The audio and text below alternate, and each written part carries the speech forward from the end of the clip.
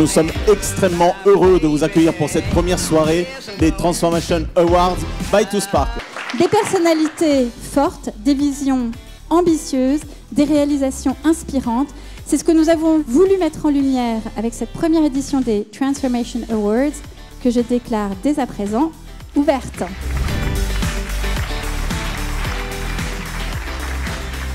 Grâce à cette stratégie donc, de transformation digitale et donc d'embrasser le digital comme opportunité et pas comme menace, nous a permis de doubler notre audience en 15 ans. Nous sommes devenus un groupe audiovisuel. Nous avons plus que 200 millions de vidéos vues par mois et nous sommes le premier groupe média sur mobile en France. Le prix du Transformer Digital est attribué à Lubomira Rochet, Chief Digital Officer du groupe L'Oréal, représenté ce soir par Camille Cruelli.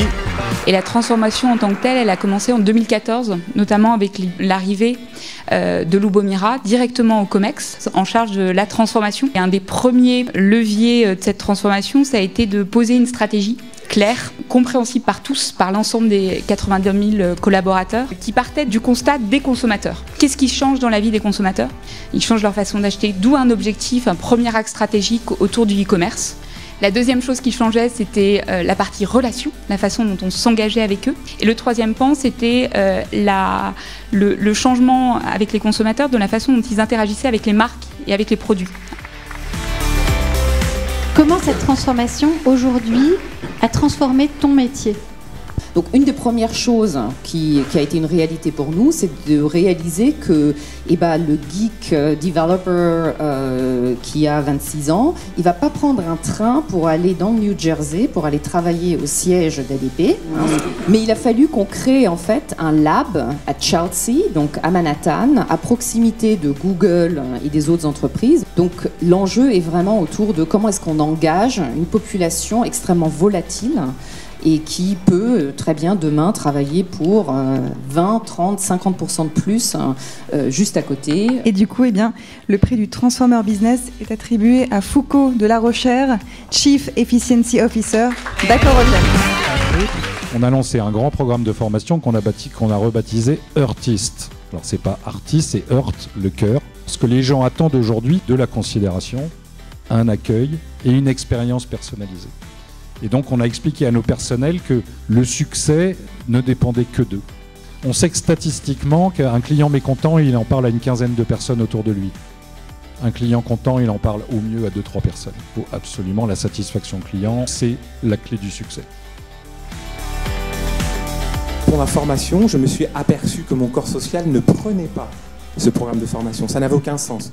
Le mélange passion plus culture, ça ne pouvait pas se traiter par des plans de formation, discuter avec les partenaires sociaux un an avant, etc., etc., etc. Et le prix donc du Transformer culturel est attribué à Thierry Teboul, qui est directeur général de l'AFDAS, l'assurance formation des activités du spectacle.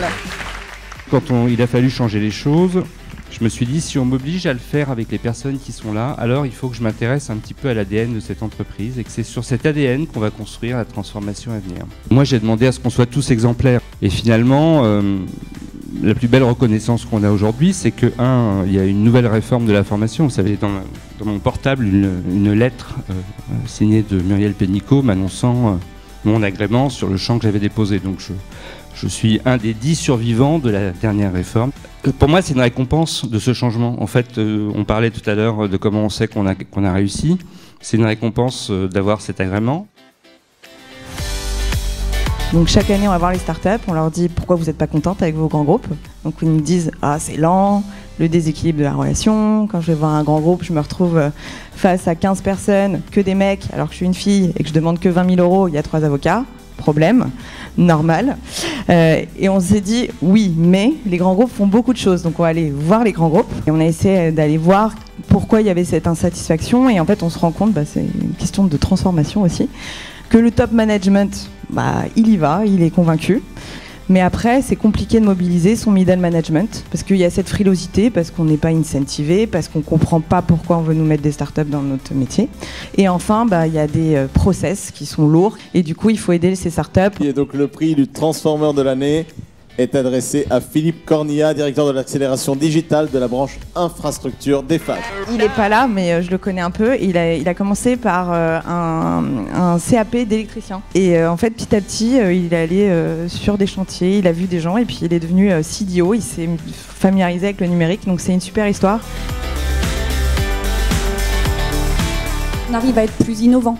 Et ça se transcrit finalement dans tous nos modes de fonctionnement. Ce sont les collaboratrices et les collaborateurs du groupe qui doivent pouvoir porter finalement l'innovation, la performance, cette culture de la performance. Donc ça veut dire changement de culture également. La transformeuse de l'année, Sandrine Dangennière, qui est Chief Transformation Officer de la BU B2C chez Engie. Pour devenir premier, il impliquait 3 choses.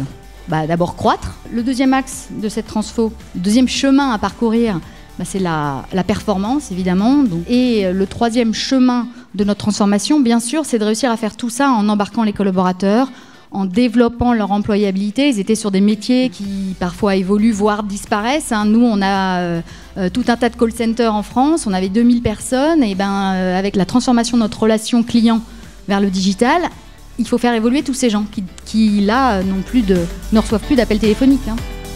Ce que je retiens, je ne sais pas si vous êtes comme moi, mais moi je pense que c'est une vraie leçon d'humilité. On a vu des leaders, on a vu des transformers faire des choses, qui ont fait des choses absolument incroyables. J'espère que cela vous inspire pour l'année prochaine à postuler pour les prochains Transformation Awards qui auront lieu en 2020.